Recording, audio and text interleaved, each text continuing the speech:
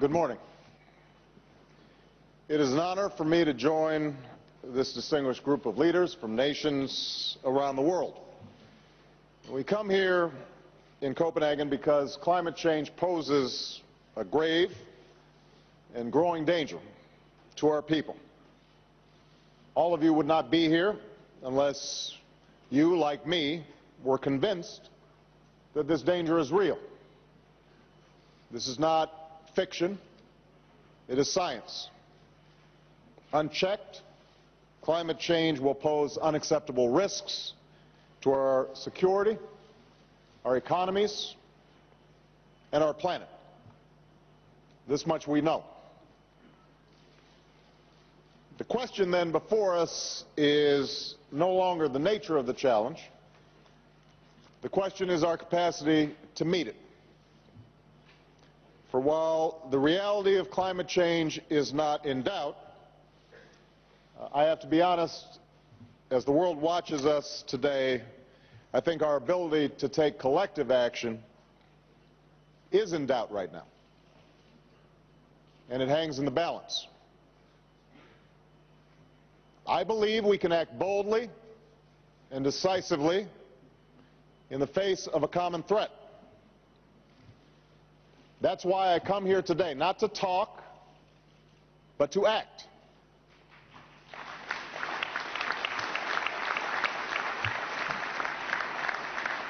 Now, as the world's largest economy and as the world's second largest emitter, America bears our responsibility to address climate change, and we intend to meet that responsibility. That's why we've renewed our leadership within international climate change negotiations. That's why we've worked with other nations to phase out fossil fuel subsidies. That's why we've taken bold action at home by making historic investments in renewable energy, by putting our people to work increasing efficiency in our homes and buildings, by pursuing comprehensive legislation to transform to a clean energy economy. These mitigation actions are ambitious, and we are taking them not simply to meet global responsibilities. We are convinced, as some of you may be convinced, that changing the way we produce and use energy is essential to America's economic future, that it will create millions of new jobs, power new industries, keep us competitive, and spark new innovation. We're convinced, for our own self-interest, that the way we use energy, changing it to a more efficient fashion, is essential to our national security because it helps to reduce our dependence on foreign oil and helps us deal with some of the dangers posed by climate change. So I want this plenary session to understand America is going to continue on this course of action to mitigate our emissions and to move towards a clean energy economy, no matter what happens here in Copenhagen. We think it is good for us as well as good for the world. But we also believe that we will all be stronger, all be safer, all be more secure if we act together.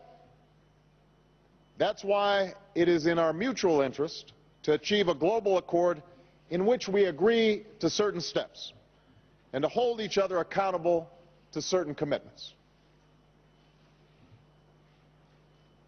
After months of talk, after 2 weeks of negotiations, after innumerable side meetings, bilateral meetings,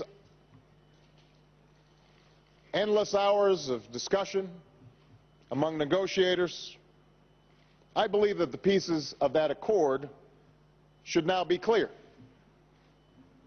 First, all major economies must put forward decisive national actions that will reduce their emissions and begin to turn the corner on climate change.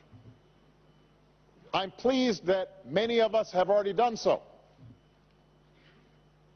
Almost all the major economies have put forward legitimate targets significant targets, ambitious targets. And I'm confident that America will fulfill the commitments that we have made, cutting our emissions in the range of 17% by 2020 and by more than 80% by 2050, in line with final legislation. Second, we must have a mechanism to review whether we are keeping our commitments and exchange this information in a transparent manner. These measures need not be intrusive or infringe upon sovereignty. They must, however, ensure that an accord is credible and that we're living up to our mutual obligations. Without such accountability, any agreement would be empty words on a page. I don't know how you have an international agreement where we all are not sharing information and ensuring that we are meeting our commitments. That doesn't make sense. It would be a hollow victory. Number three, we must have financing that helps developing countries adapt, particularly the least developed and most vulnerable countries to climate change. America will be a part of a fast start funding that will ramp up to $10 billion by 2012. And yesterday, Secretary Hillary Clinton, my Secretary of State, made it clear that we will engage in a global effort to mobilize $100 billion in financing by 2020, if, and only if, it is part of a broader accord that I've just described. Mitigation, transparency, financing.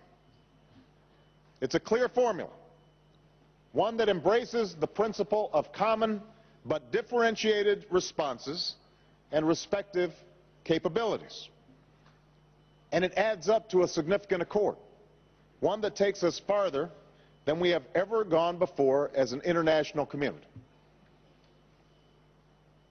I just want to say to this plenary session that we are running short on time.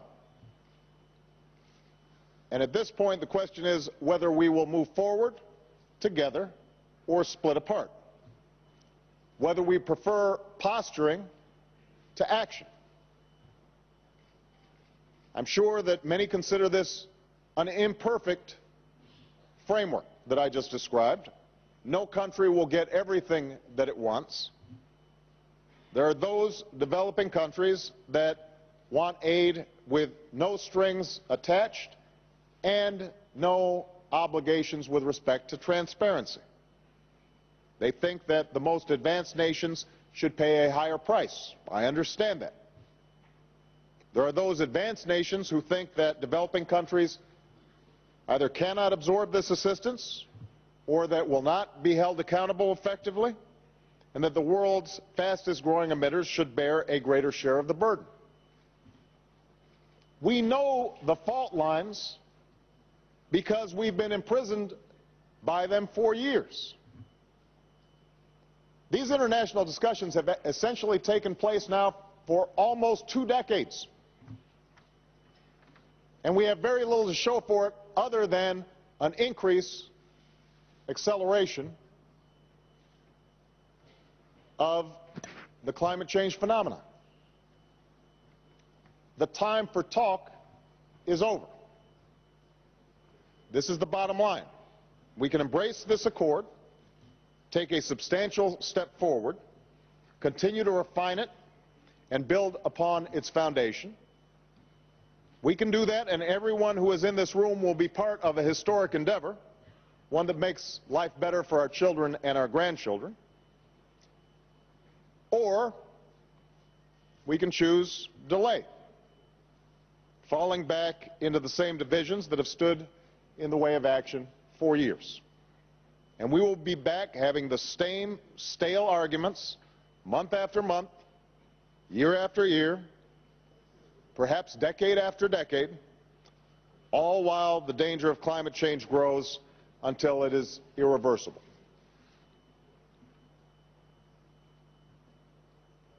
Ladies and gentlemen, there's no time to waste. America's made our choice. We have charted our course. We have made our commitments. We will do what we say. Now I believe it's the time for the nations and the people of the world to come together behind a common purpose. We are ready to get this done today. But there has to be movement on all sides to recognize that it is better for us to act than to talk. It's better for us to choose action over inaction, the future over the past, and with courage and faith, I believe that we can meet our responsibilities to our people and the future of our planet. Thank you very much.